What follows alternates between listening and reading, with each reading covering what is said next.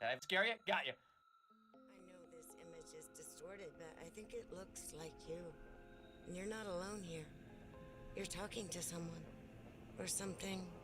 It's hard to tell. What are those things?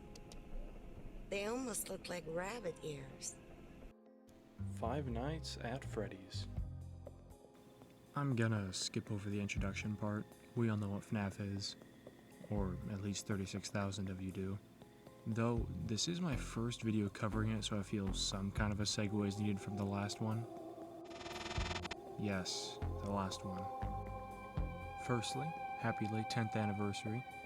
I had a blast at the PAX celebration, even if I was just standing in lines all day, or wandering around like a giant from Skyrim. I also got to meet a bunch of the awesome Fnaf creators. They were all super nice, and I somehow managed to even get a picture with a few of them amidst the horde. Have you seen this man?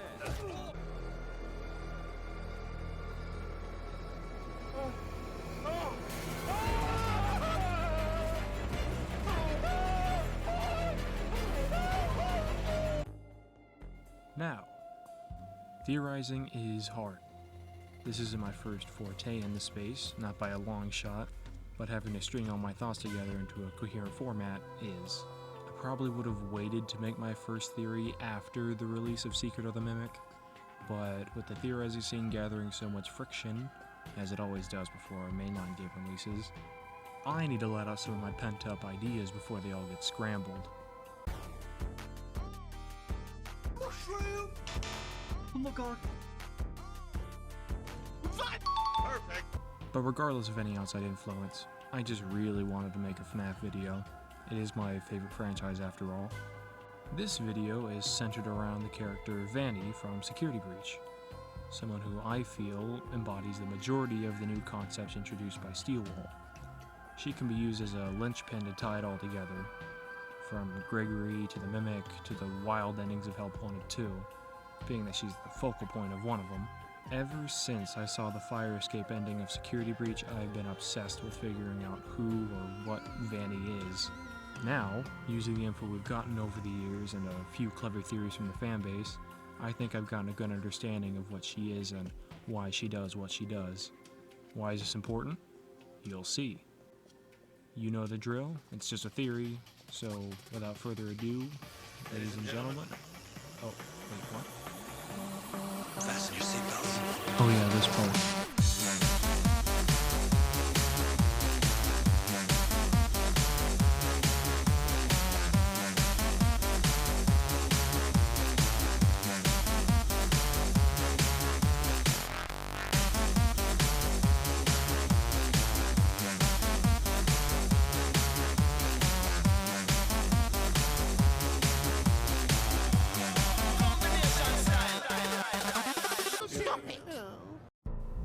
Alright, we got the intro out of the way.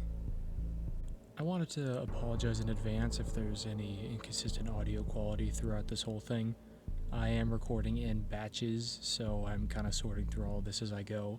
But we're moving on regardless, so let's get this thing started.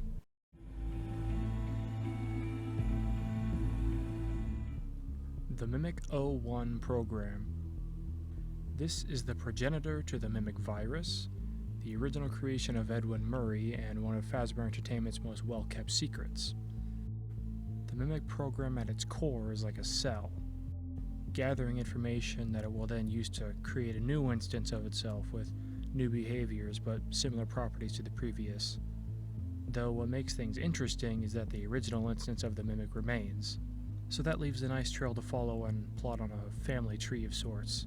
Now, the Mimic variants prior to Glitchtrap have a muddy line drawn between them as of right now. It's hard to tell which came before which, or if one is just more beat up than before. But from Glitchtrap and beyond, this is where we can start finding more concrete information. Glitchtrap is the Mimic variant that infected Vanessa's mind through a headset. He then got her to create an easier method of infecting new hosts, a bunny mask. These newer variants of the Mimic seem hell-bent on multiplying using entire personalities as catalysts, rather than simply using visual input. Note that I say personalities, not just people.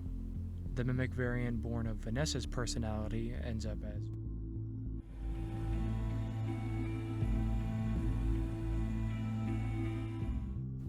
Vanny is the most unique pursuer of Gregory during his travels through the Pizzaplex. She seemingly appears wherever she likes, whenever she likes, and is pretty jovial through it all. Even though all of her current appearances are scripted, me saying this about her abilities is further supported by the scrapped Vanny meter, which certainly would have allowed her to appear any place at any time. And on top of all this, none of the robots can see her. Completely robot-proof. Her sparing appearances in the Fnaf games make it really convenient for theory crafting, because we can go through each instance piece by piece to create a consistent rule set for her existence. So first we will see what info we've been directly given, then we can start building from there. Vanny's first on-screen appearance was in the beginning of Security Breach. No surprises there. She pops out at a rather random moment, considering what's happened in the game so far, and this is intentional. Gregory reacts accordingly. What was that? That is a fountain. An interesting note here is that Gregory is surprised at all, being that he's someone involved with our antics in the Pizzaplex before the events of the game. So there's one. Things like Vanny can appear and disappear whenever they like, at least while unrestrained.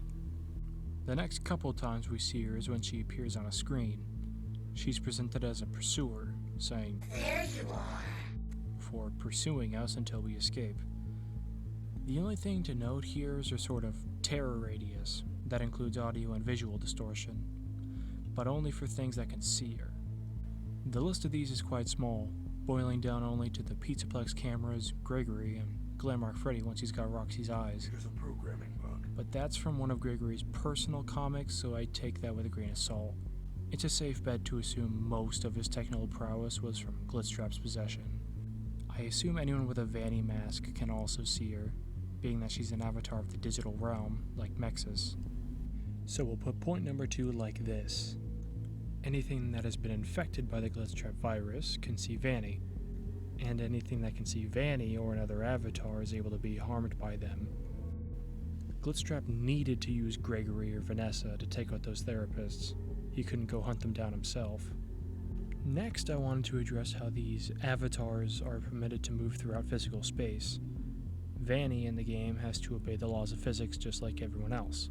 That can be used as an argument against all that I've been saying, but let me go on. We have 2 other examples to pull from, those being Glitchtrap and Mexus. Glitchtrap is seen in Help 1 moving virtual curtains, dancing around virtual furniture, and generally moving like you'd expect him to. But then in Help Wanted 2, we see him emerge from the charging station for real. Now it'd be a lie to say we know every detail about what's going on in this cutscene, but for the sake of the video we will move on with everything I've said in context. This may not be what is actually seen IRL, but we are at least seeing the avatar of Glitchtrap physically opening the door. As for Mexus, he has to climb stairs and walk around walls just like Vanny. So there's point number 3. Avatars must interact with the physical space around them, regardless of if they are separate from their host. Lastly in this segment, I wanted to finally explain why I'm calling them avatars. It started with Roxy at the end of Ruin. You put on the mask and suddenly she appears digitally restored, a wireframe of her original casing. So theoretically, if you were to strip all of her parts away, she'd still remain as a wireframe in the digital realm. Whether or not she'd stay stuck under the forklift is still a mystery. We've never seen any of these things be contained by a physical object. Oh wait, we have. But I don't think that's a forklift. Moving on. Anyway, I applied this logic to everyone else who's involved in the digital realm, and just like any theory worth its salt, the pieces kept lining up. Chica and Monty don't seem to have the same kind of digital presence as Roxy or Freddy. They both become similar to the scenery when the Vanny mask goes on, that meaning they're both mindless objects afflicted with the Glitchtrap virus. A good thing to note about this is that at this point in the timeline, Glitchtrap's status is unknown, but it sure doesn't involve controlling the Glamrocks anymore, so the virus has had a lasting effect on their programmed personalities, unlike Roxy or Freddy, to where Chica remains as the incarnation of gluttony, and Monty is unable to form any coherent thought that doesn't involve destruction.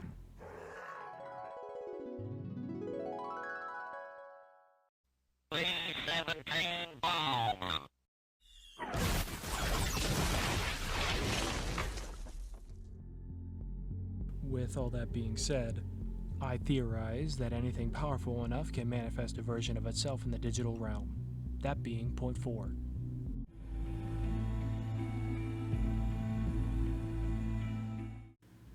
Okay, we've got a nice narrative going here. I hope most of my ideas are now clear enough to talk about this next bit, which is figuring out what Vanny's goal is. Vanny's ending in Help Wanted 2 left open some interesting speculation, making me wonder if she was ever on Glitchtrap's side. I'm not saying she was ever a benevolent force, just that she could have been working towards her own goal the whole time. We know that Glitchtrap has control over Vanessa. He uses her reflection to influence her actions and behavior, but not those of her virtual counterpart. Perhaps this is why Vanny wants Glitchtrap gone, to finally have total control, or she just simply wants to destroy all other Mimic derivatives, including Gregory since he was at one point afflicted. Essentially, Vanny's playing one big match of King of the Hill. This would also explain why Vanny sticks around the Pizzaplex and plays along, because she wants to get to the physical Mimic buried deep below. She could be why the place inexplicably crumbles during the burn trap ending. Kinda two birds with one stone situation, or in this case, two Mimics with one Pizzaplex.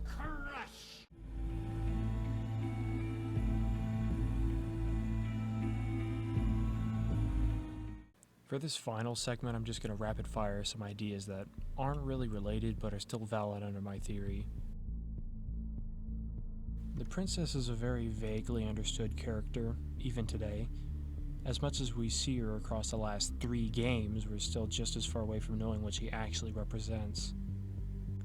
So, using what I've just said here, I'm going to say that she's an avatar just like the rest. The popular theory surrounding her is that she's the spirit of Cassidy, but I'm going to be quirky and say that she more aligns with the character of Charlie, the puppet. She's easily powerful enough to create a virtual version of herself.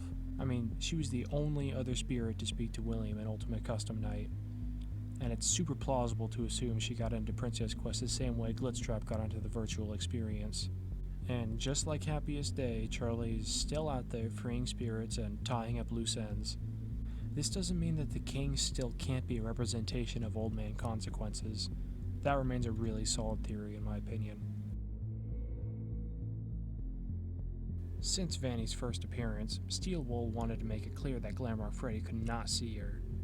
As I previously mentioned, they are able to see each other after swapping Freddy's eyes with some potentially Glitchtrap infested ones, but when Freddy loses his entire head, Cassie becomes completely invisible to him once again.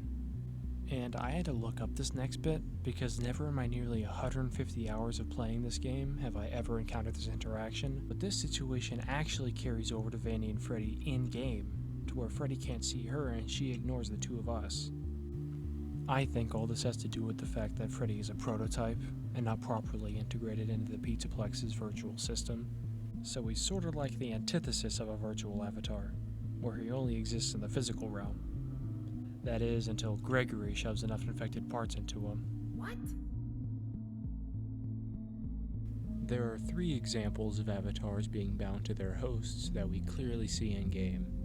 Vanny to Vanessa, Roxy to Roxy, and Mexis to the shoebox. 2 of these instances show us that the avatars are able to become separate from their physical containers and roam the virtual realm freely, or just on a very long leash.